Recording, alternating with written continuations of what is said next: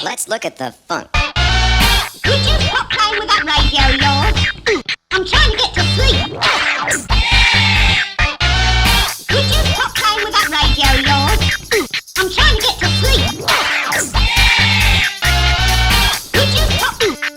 Could you stop? I'm trying to get to.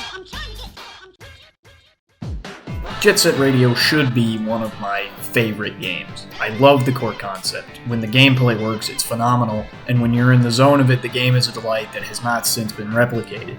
Tragically, this supposed masterwork, the criminally underappreciated Dreamcast library, is hampered down by so much clunk and annoying mechanics, it renders it just a fairly enjoyable net experience instead of what should be a delight throughout.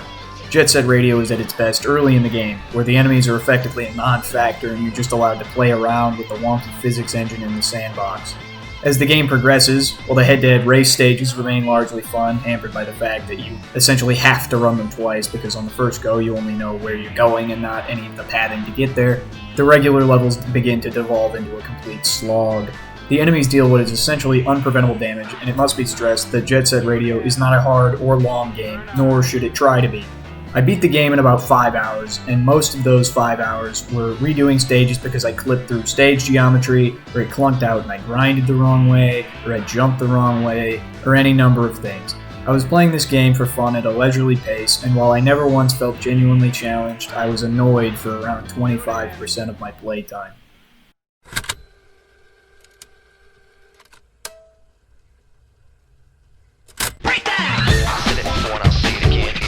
Jet Set Radio is not wholly responsible for its sins. It was made in 2000, game systems, engines, developers were not yet prepared for such an ambitious 3D undergoing.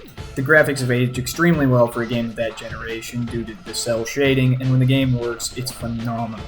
Gliding across rails, effortlessly navigating the stage geometry, reaching your goal unhindered. Jet Set Radio would have worked best as a time attack style game, and just remove all of the enemies. The basic police officer enemies are the only ones I didn't have some kind of issue with, while the helicopters are a fun idea because you can actually destroy them, unlike other enemies in the game. I don't think there was a level where they were implemented well enough to justify having enemies in the game at all.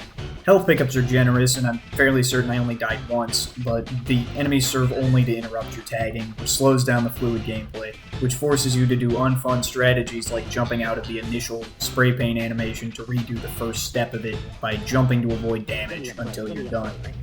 The 5 types of levels in Jet Set Radio are the previously mentioned big levels, where you have to hunt down all the graffiti points, the race levels, an obvious highlight of the game, copycat levels, which, while not as fun as the race levels, are still enjoyable, the standard levels, where you race around a smaller section and graffiti all those points, marked clearly on your map, and the Tag Their Backs levels, where you have to chase down members of a rival gang, which is the clunkiest mode by far, mostly because the camera is horrible and how strict the tag distance versus hitbox is, which is so terrible you wonder how it made it out of beta. If the timer wasn't so generous, they would have been infuriating, but instead they're just a little bit annoying.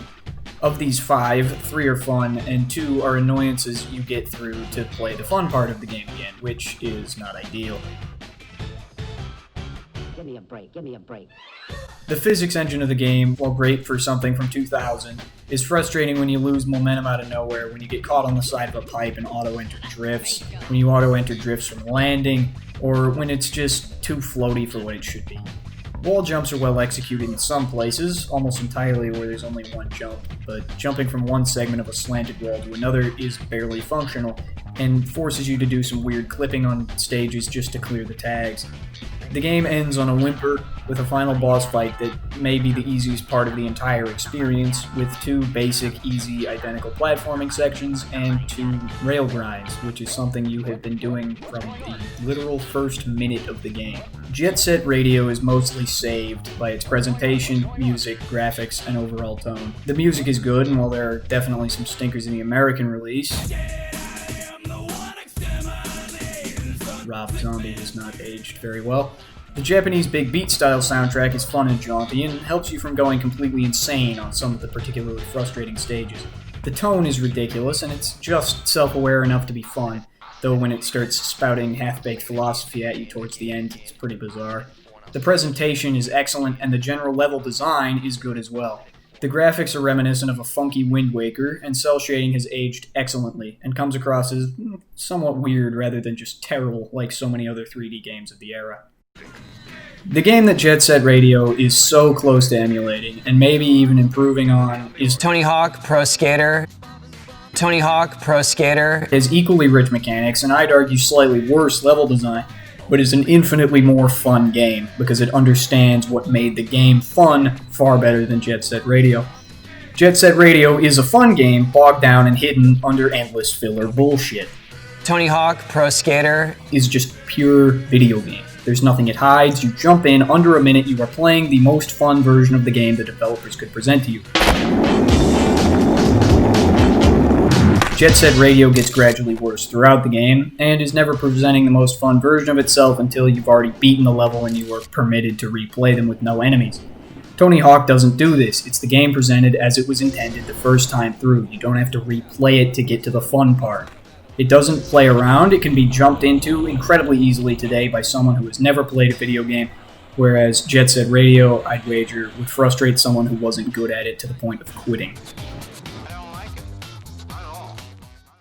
The most frustrating thing to me about Jet Set Radio is I don't think it should be bad, or even really is bad on the whole. The overall product put forth is just so much less than the concept showed the potential for, but ultimately it isn't bad. Just extremely disappointing for how incredible this game could be. I plan on playing Jet Set Radio Future to see if it fixes some of the problems with the first game, and honestly I'm looking forward to it. Jet Set Radio is a deeply flawed product, but it is worth an examination as more than just a piece of gaming history, but as a complete and mostly fun game in its own right.